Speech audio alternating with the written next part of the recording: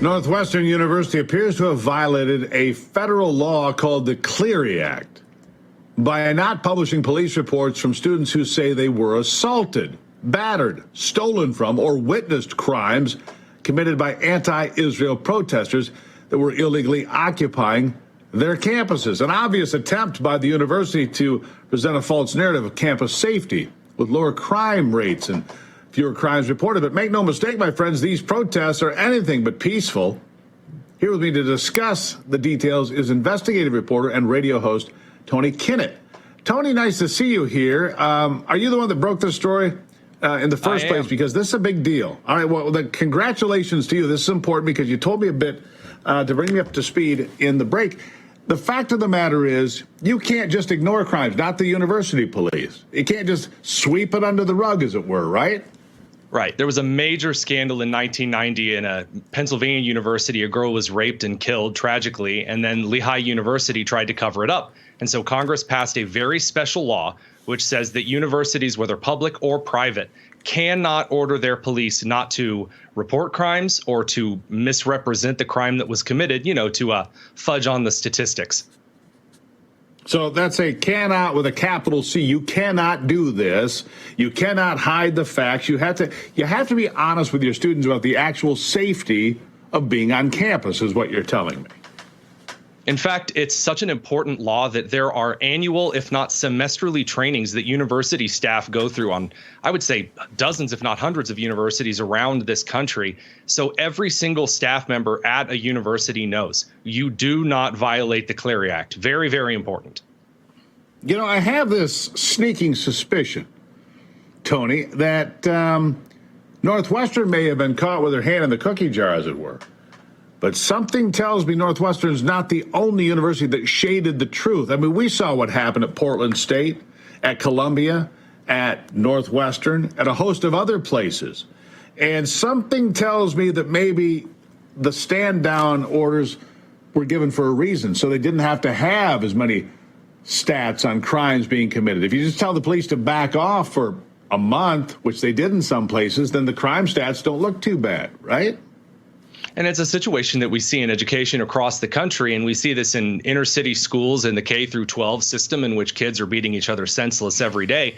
But just in this particular case, on the university level, you cannot do that. There is a very specific law. Liberty University, Christian University, just got fined $14 million by Biden's DOE back in March for just a few Clery violations. And it looks like now, since I've published this report, that instead of just 5 violations, Northwestern may be looking at over a dozen. Let's be honest again. Maybe I'm just a little bit jaded, Tony, but I'm going to guess in 2024 in the political environment that maybe, just maybe, Liberty University finds themselves in the crosshairs more than Northwestern. I don't mean to be cynical, but that's a fact. What are the penalties, potentially? Well, the penalties are between $7 million and $10 million a pop. For some of these violations. Again, it depends on the kind of crimes that were committed.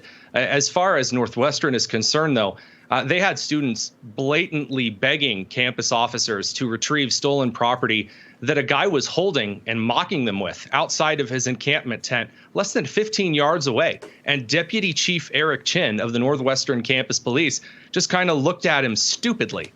And I mean, what a pathetic state of the justice system on some of these campuses. And that brings me back to what I was just saying, Tony. We all saw videos everywhere of police just standing there ignoring what's going on. It happened at UCLA. It happened at Columbia. It was not unique to Northwestern. So this Clery Act violation to me sounds like a systemic problem across the nation. And if you're right at $10 million a pop, Northwestern's looking at $120 million in fines. And if other people get wind of this and understand how this law works, boy, oh boy, it could get a lot worse, couldn't it? It's true, but I do have some good news for you. And that is there's currently not a statute.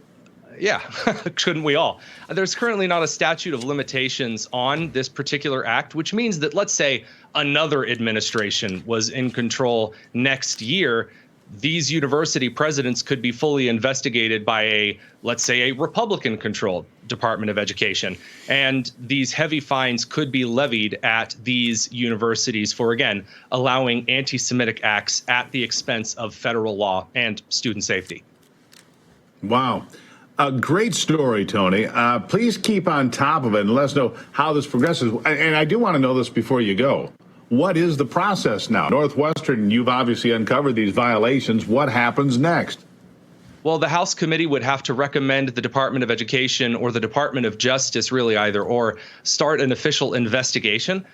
This process does take a little bit of time. I was just talking to Representative Thomas Massey of Kentucky about investigation timelines a couple of weeks ago.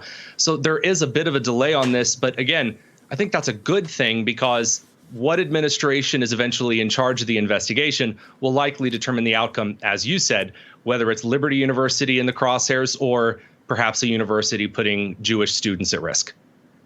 There you go. Tony, good work. Greatly appreciated. You come back and keep us informed if you would, please. Yes, sir. All right. Thank you.